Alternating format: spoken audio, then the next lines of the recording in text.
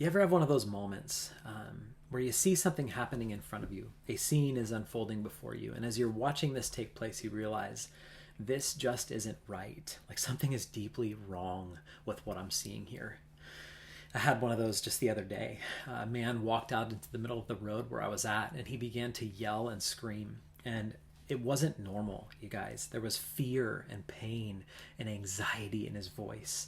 And as I listened to this and I watched this scene unfold, I realized, like, this isn't right.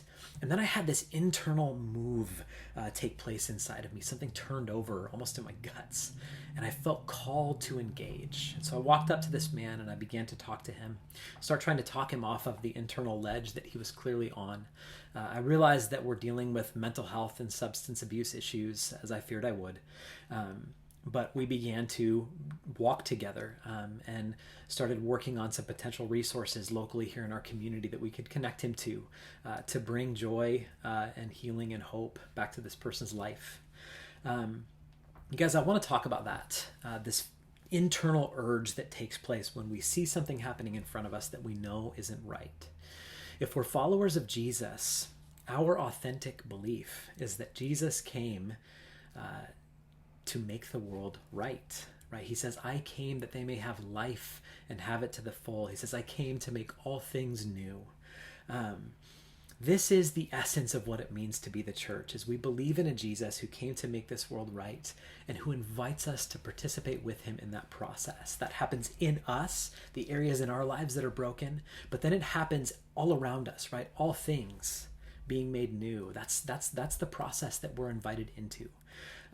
This is the fundamental reason for the existence of Kingdom Community. This is why we started this thing, is there's a recognition that there is more than enough need in our city to go around. And we are called to engage it and to respond to it wherever we see it. And so we have these little outposts, houses and groups that are working in different areas, different neighborhoods in our community to bring hope and joy and life where they see darkness and brokenness and struggle.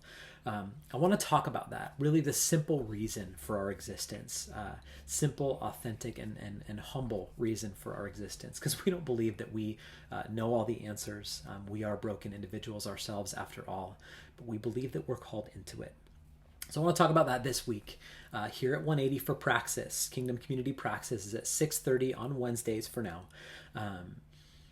We've got great music. There are great people here. So would encourage you to come in person if you can, watch online if you can't.